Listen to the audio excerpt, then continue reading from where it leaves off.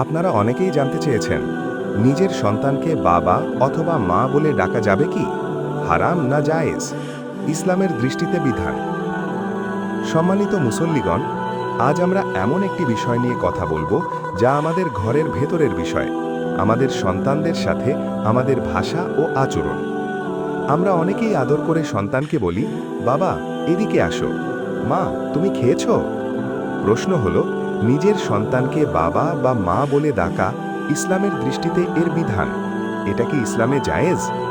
আল্লাহ তাআলা আল কোরআনে সূরা আহজাব ৩৩ নম্বর সূরার ৫ নম্বর আয়াতে বলেন, তোমরা তাদেরকে তাদের পিতৃ পরিচয়েই ডাকো, এটাই আল্লাহর কাছে অধিক ন্যায়সঙ্গত। এই আয়াত আমাদের শেখায়, কারো বংশ পরিচয় পরিবর্তন করা হারাম, মিথ্যে পরিচয় দেওয়া বড় গুনাহ। কিন্তু হে মুসল্লিগণ, সন্তানকে বাবা বা মা বলে ডাকা যদি হয় ভালোবাসার ভাষা, তাহলে তা বংশ পরিবর্তন নয়, বরং স্নেহের প্রকাশ। রাসূলুল্লাহ সাল্লাল্লাহু আলাইহি ওয়াসাল্লাম ছিলেন দয়ার সাগর। তিনি শিশুদের প্রতি কোমল আচরণ করতেন। সহিহ হাদিসে তার স্নেহপূর্ণ আচরণের বর্ণনা এসেছে, বর্ণিত সাহিহ বুখারী। সুতরাং আদরের সম্বোধন জায়েজ, পরিচয় বদলের উদ্দেশ্য হারাম। আলহামদুলিল্লাহি রাব্বিল আলামিন, ওয়াসসালাতু ওয়াসসালামু আলা সাইয়্যিদিনা মুহাম্মাদিন ওয়া আলা আলিহি ওয়া সাহবিহি আজমাইন। প্রিয় ভাইয়েরা, আজ আমাদের ঘরে ভালোবাসা কমে যাচ্ছে, সন্তানদের সাথে সময় কম, রাগ বেশি। মনে রাখুন, কোমল ভাষা পরিবারকে জান্নাতের বাগানে পরিণত করতে পারে।